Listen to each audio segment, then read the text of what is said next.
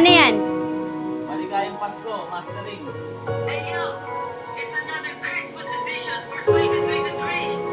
Maligayang Pasko, kung Federano, Traffic sa Batiran. Okay, let's go. Yeah! Kakaiba talaga ang sayang dala-dala ng araw ng Kapaskuhan. Para sa isa't isa, biruin mo, mga tao ay nagiging abala. Yung iba naman sa atin ay dumidiskarte na upang kahit na papano makaipon pa ng pera, pambili ng mga bagay na siyang magpapasaya sa bawat membro ng pamilya. Maging inaanak, okay lang kahit ma-short, basta mabigyan lahat. Ganyan ang Pilipino, palagi mang kinakapos, ay handa pa rin gumastos at tumulong ng taos sa kapwa nating higit na mas nangangailangan. Hindi na balik kung ang sweldo man ay mabawasan, wala na ngang masihigit pa o mas mahalaga. Ang importante ay kung ano ang ating nagawa sa araw ng Pasko. Naway lahat ay maligaya at sa susunod pa na taon huwag tayong magsasawa. Sama-sama nating ipagdiwang ang pagdating ng araw ng Kapaskuhan. Magbigayan at magmahalan dahil ang Pasko sa buhay minsan lamang daraan.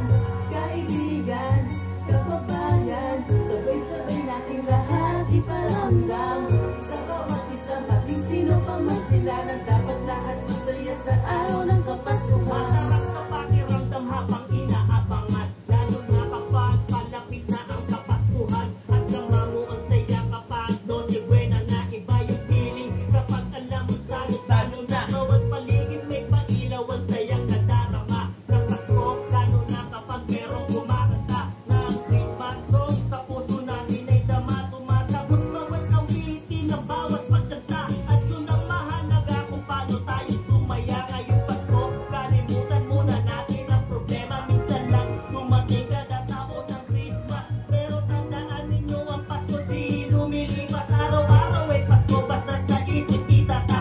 Samaan ng loob, kalimutan na lahat, sabi yun ang mahalaga, regalo na matatanggap. Lagi lang magpangiti, yun na sa atin ay sapat ngayong Pasko. Sama-sama nating ipagdiwang ang pagdating ng araw ng Kapaskuhan.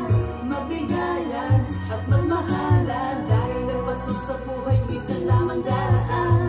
Kaibigan, kababayan, sabay-sabay nating lahat iparamdam sa bawat isa, maging sino pa man sila, na dapat lahat masaya sa araw ng Kapaskuhan.